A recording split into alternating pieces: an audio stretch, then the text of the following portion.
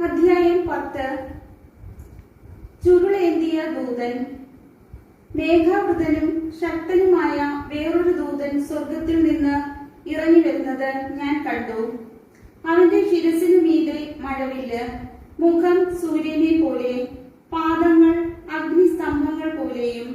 അവന്റെ കയ്യിൽ നിവർത്തിയ ചെറിയൊരു ഗ്രന്ഥചുരുൾ ഉണ്ടായിരുന്നു. അവൻ വലത്തുകാൽ കടലിലും ഇടത്തുകാൽ കരയിലും ഉറപ്പിച്ചു.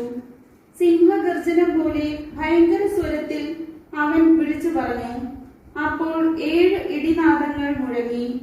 ആ 7 ഇടിനാദങ്ങൾ മുഴങ്ങിയപ്പോൾ ഞാൻ എഴുതാൻ ഒരുങ്ങി. അപ്പോൾ സ്വർഗത്തിൽ നിന്ന് ഒരു സ്വരം പറയുന്നത് കേട്ടു. ആ 7 ഇടിനാദങ്ങൾ പറഞ്ഞത്, മുദ്രിതമായിരിക്കട്ടെ, അത് രേഖപ്പെടുത്തരുത്. കടലിലും കരയിലും നിലയുറപ്പിച്ചവനായി ഞാൻ കണ്ട ദൂതൻ വലത്തുകൈ സ്വർഗത്തിലേക്ക് ഉയർത്തി ആകാശവും അതിലുള്ളവയും ഭൂമിയും അതിലുള്ളവയും സമുദ്രവും അതിലുള്ളവയും സൃഷ്ടിച്ച നിത്യം ജീവിക്കുന്നവന്റെ നാമത്തിൽ ആണയിട്ടു. ഇനി കാലവിളംബം ഉണ്ടാവുകയില്ല. 7-ാമത്തെ ദൂതൻ മുഴക്കാനിരിക്കുന്ന കാഹളധ്വനിയുടെ ദിവസങ്ങളിൽ തന്റെ ദാസരായ പ്രവാചകന്മാരെ ദൈവം അറിയിച്ച രഹസ്യം നിവൃത്തിയാകും. ചുരുൾ വിഴുങ്ങുന്നു.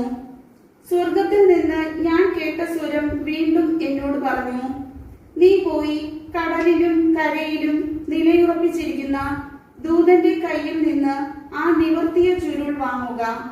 ഞാൻ ദൂതന്റെ അടുത്ത് ചെന്ന് ആ ചെറിയ ചുരുൾ ചോദിച്ചു. അവൻ പറഞ്ഞു, ഇതെടുത്ത് വിഴുങ്ങുക.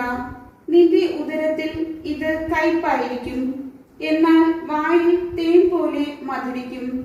ഞാൻ ദൂതന്റെ കയ്യിൽ നിന്ന് ചുരുൾ വാങ്ങി വിഴുങ്ങി.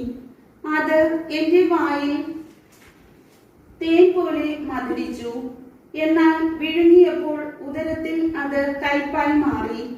വീണ്ടും ഞാൻ കേട്ടു, നീ ഇനിയും അനേകം ജനതകളെയും രാജ്യങ്ങളെയും ഭാഷകളെയും രാജാക്കന്മാരെയും കുറിച്ച് പ്രവചിക്കണം. കർത്താവിന്റെ വചനം.